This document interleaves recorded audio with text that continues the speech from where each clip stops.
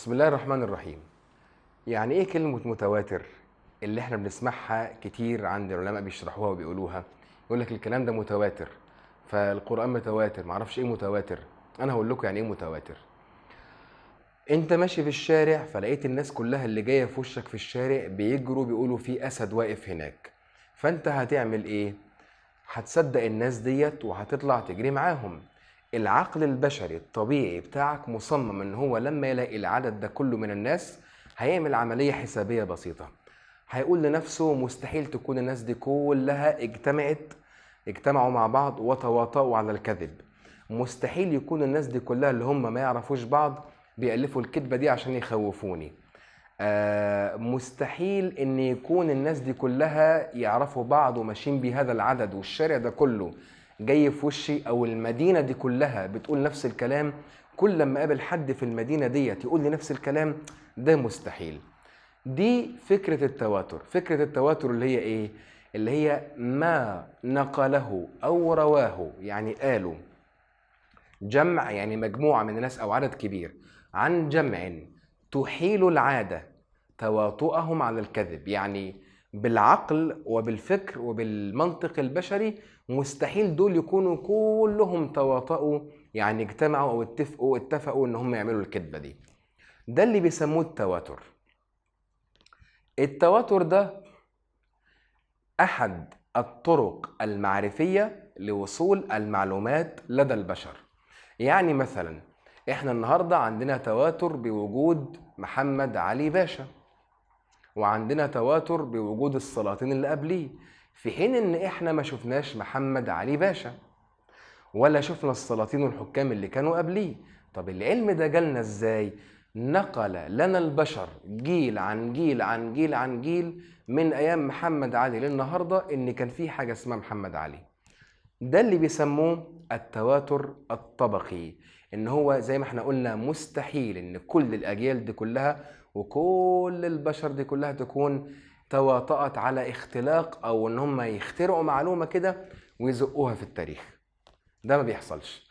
مثلا احنا ما حدش فينا تقريبا عايش النهارده شاف او ادرك ايام مثلا السلطان حسين، ده كان احد حكام مصر يعني، او الملك مثلا فؤاد الاول. ممكن يكون محدش فينا تقريبا موجود النهارده عايش ادركه. معرفش يعني في حد مولود في الثلاثينات ولا العشرينات ولا لا. هنفرض ان مفيش، هنفرض كده يعني احنا ما شفناش ده، ولكن تواترت المعلومات ان هو كان موجود. هيجي واحد يقول لي لا ده في فيديوهات موجوده، اقول له لا انا ما عنديش ده، الفيديو ده مش دليل، ده ممكن يكون متفبرك. ممكن يكون اي حد جايب حد في ابيض واسود ولبسه وعامل فيلم وعامل ان هو الملك فؤاد. انا ما اعرفش الكلام ده. انا عايز معلومه ثابته. ايه المعلومه الثابته؟ التواتر الطبقي. جيل عدد كبير جدا بيسلم معلومه معينه لعدد كبير جدا بعديه، وهكذا جيل ورا جيل ورا جيل. هو ده اللي بيسموه التواتر، اللي هو تناقل المعلومه بصوره ذهني او عقلي يرفض ان يكون المعلومه دي متفبركه.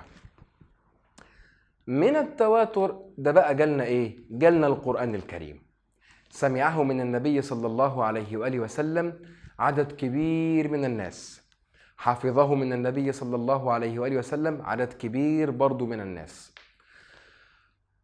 هذا العدد الكبير نقل نفس الكلام ده للجيل اللي بعديه.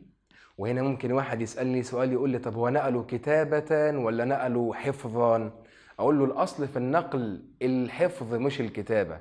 يقول لي لا ده أنا بقبل القرآن الكريم كمتواتر، ولسه إن شاء الله هنخش في حلقات جاية عن قضية المتواتر والأحاد والسنة والقصص اللي انتوا عارفينها دي كلها. فيقول لي لا ده القرآن الكريم ده جالنا بالتواتر وده مكتوب.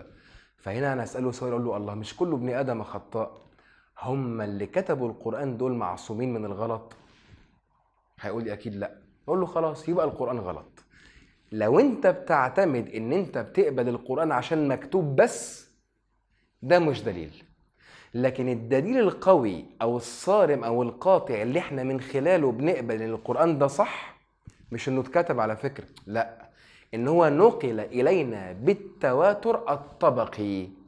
فصار في العقل محالا إن هذا الشيء اللي اسمه قرآن يكون قد نقل أو اخترع أو لفق أو حصل فيه أي حاجة، لأن جيل عن جيل عن جيل وصل نفس المعلومة دي زي ما هي. يبقى خلي بالكم، إحنا بنقبل القرآن الكريم مش علشان هو مكتوب، لأ، وإنما علشان أنه نقل إلينا بالتواتر الطبقي. التواتر الطبقي ده اللي هو بيجعل في العقل محال في العادة، يعني العقل الإنسان بيقول له إيه؟ بيقول له جرت العادة إن ده شيء مستحيل إن هو يحصل. بيجعل العقل كده يصحى وياخد إشارات ويركز ويفوق إن شيء مستحيل إن كل الناس دي كلها تكون ملفقة القضية دي. ده اللي بيسموه يا شباب التواتر الطبقي. حبيت أوضحه لحضراتكم. في الحلقة الجاية إن شاء الله هنكمل معلومة تانية.